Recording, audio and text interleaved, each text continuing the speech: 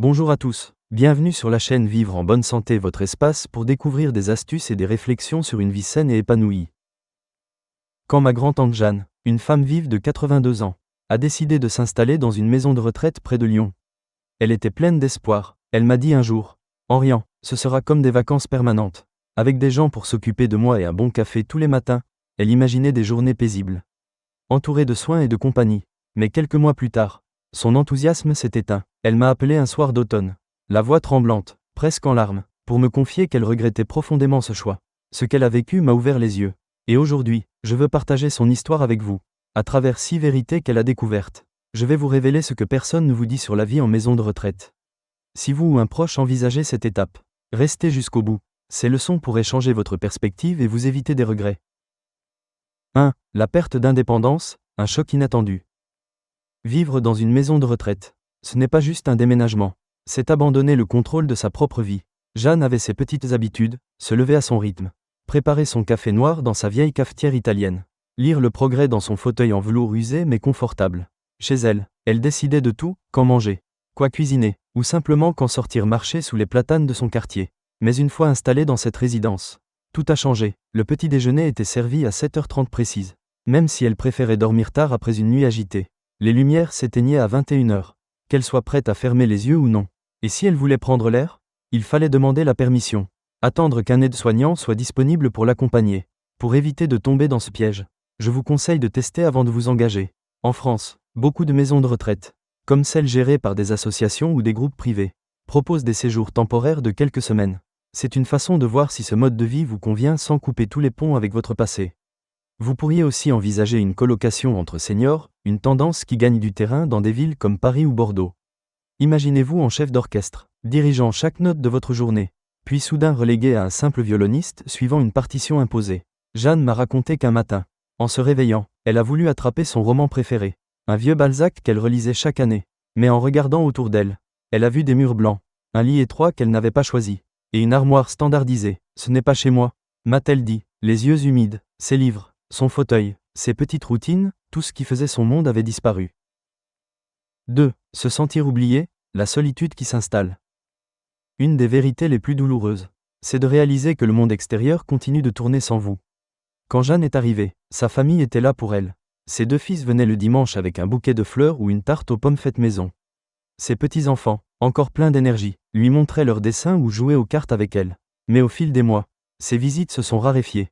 Les appels ont remplacé les embrassades. Et les fêtes de famille, Noël, Pâques, sont devenues des promesses fragiles, souvent annulées à la dernière minute pour une excuse quelconque, le travail. Les enfants, la fatigue, voici une astuce pour éviter ça, si vous avez un proche en maison de retraite. Fixez un jour précis pour lui rendre visite, comme le mercredi après-midi ou le samedi matin. En France, on aime les routines, pensez à la tradition du marché hebdomadaire. Cela peut devenir un rituel précieux pour eux comme pour vous. Et si la distance est un problème, pourquoi ne pas organiser des appels vidéo réguliers via WhatsApp ou Zoom? C'est comme une horloge ancienne qu'on oublie de remonter, elle ralentit, s'arrête, et personne ne remarque qu'elle ne sonne plus. Jeanne passait des heures dans la salle commune, les yeux rivés sur la porte vitrée, espérant voir une silhouette familière. Un soir, elle m'a avoué, je ne veux pas déranger mon fils. Il est si occupé, mais j'aimerais qu'il pense à moi de temps en temps.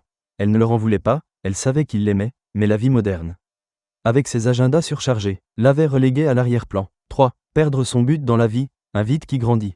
En quittant sa maison, Jeanne ne pensait pas qu'elle laisserait derrière elle ce qui donnait un sens à ses journées. Chez elle, elle avait des responsabilités simples mais essentielles. Arroser ses rosiers rouges dans le jardin. Préparer une soupe de légumes avec les restes du marché. Trier ses vieilles photos dans des albums jaunis. Ces tâches, même modestes, la faisaient se lever avec une intention. Mais en maison de retraite, tout était pris en charge. Les repas arrivaient prêts, le ménage était fait par d'autres. Et ces rosiers, ils appartenaient à un passé qu'elle ne reverrait plus. Si vous vous retrouvez dans une situation similaire, cherchez des activités qui vous ancrent. Demandez à tricoter des écharpes pour l'hiver, à jardiner dans un petit pot sur votre fenêtre, ou à écrire des lettres à vos proches, une habitude très française.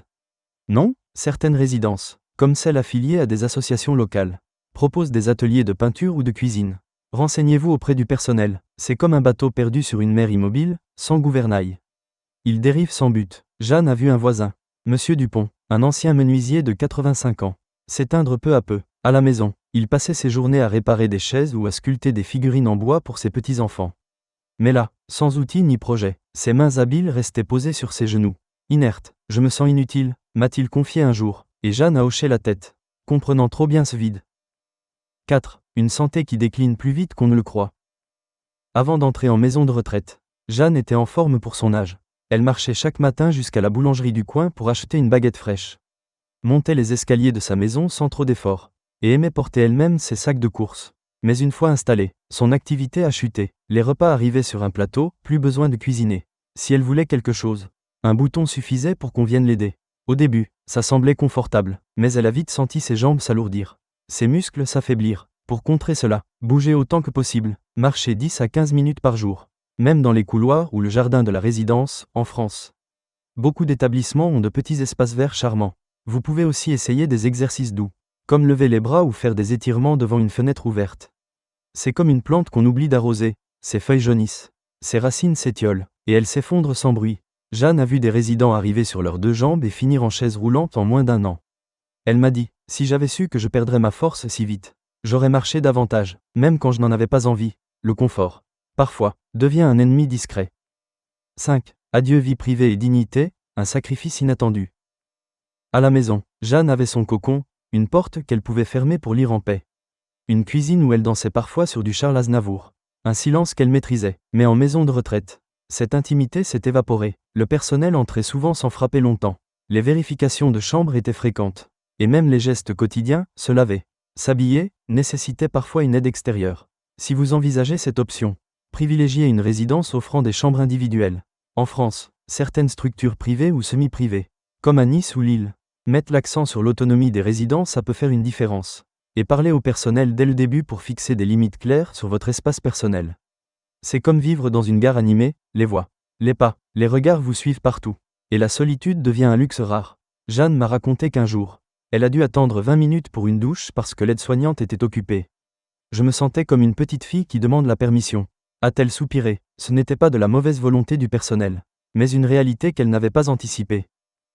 6. Partir devient presque impossible, un piège discret. Jeanne pensait que son séjour serait réversible.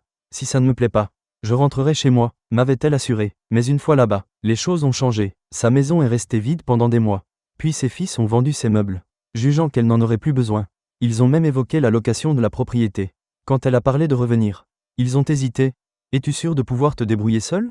Ne serait-ce pas plus sûr de rester? Physiquement, elle s'était affaiblie, et l'idée de reprendre sa vie d'avant semblait hors de portée. Gardez toujours un plan B. Ne vendez pas votre maison tout de suite, en France. Des services comme la DMR ou les aides de la CAF peuvent financer une assistance à domicile. Testez ces options avant de tout abandonner, et parlez à votre famille pour qu'ils comprennent votre besoin de liberté. C'est comme s'aventurer dans un labyrinthe, l'entrée semble simple, mais les sorties se ferment une à une. Jeanne a rencontré une dame, Madame Lefebvre, qui avait aussi cru à un essai temporaire. Après 1 an, sa maison vendue et ses forces diminuées. Elle n'avait plus d'issue. Je suis coincée, m'a dit Jeanne, et je ne l'ai pas vu venir.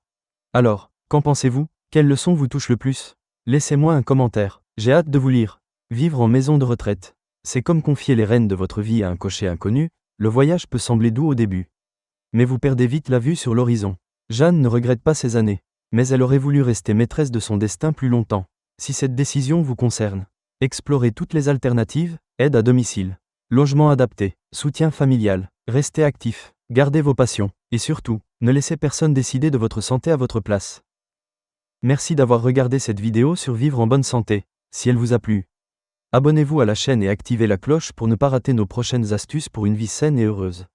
À très bientôt.